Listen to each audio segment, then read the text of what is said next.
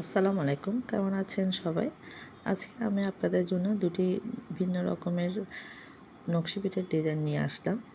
তো শুরুতে আমি বলে দিচ্ছি, আমার ভিডিওটি যদি দেখে ভালো লেগে থাকে তাহলে সাবস্ক্রাইব করে দিবেন আর একটা লাইক কমেন্ট করবেন। তো শুরু করা যাক। আমি প্রথমেই দেখতে পাচ্ছেন আমি 4 কোণা করে একটা রুটি বেলে নিয়েছি। এরপরে এর মধ্যে কিছু পুর দিয়ে এভাবে ভাঁজ করে নিয়েছি। তারপর আমি এভাবে একটা কাটারের সাহায্যে ডেউ করে কেটে নিচ্ছি।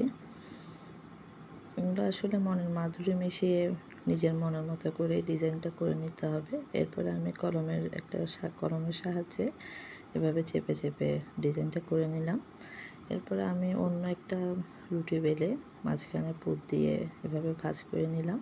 চেপে চেপে একটু ভাঁজ করে দিতে হবে যেন পরবর্তীতে ভাঁজটা খুলে না যায়। তো দেখতেই পাচ্ছেন আমি একটা কাঁটা চামচের সাহায্যে এভাবে চেপে চেপে দাগ কেটে নিচ্ছি। আসলে আমাদের হাতের কাছে যা আছে তা দিয়েই আমরা যে কোনো রকমের ডিজাইনটা করতে পারি। তো আমি দাগ কেটে নেওয়ার পরে এই যে এইভাবে দাগগুলো কেটে একটু ঢেউ করে নিলাম সৌন্দর্যের জন্যে।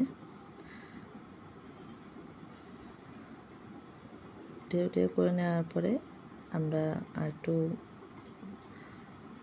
ভাঁজ করে নিচ্ছি। এই যে পাতার মতো শেপ করে নিচ্ছি। এভাবে চেপে চেপে পাতার মতো শেপ করে নিচ্ছি। তো এরকম ভিডিও পরবর্তীতে পাওয়ার জন্যে আপনারা আপনার চ্যানেলটি সাবস্ক্রাইব করে দিবেন আর একটি লাইক কমেন্ট করবেন। তো আমি অন্য একটা ডিজাইন করে নিচ্ছি। এরকম একটা লিচি বেলে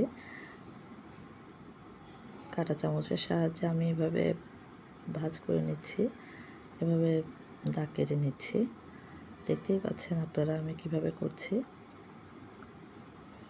এরপর একটু একটু করে সামান্য করে আগাগুলো কেটে নিলাম। অল্প অল্প করে আগাগুলো কেটে নিচ্ছি। তারপরে এভাবে চেপে চেপে পাতা শেপ করে নেব।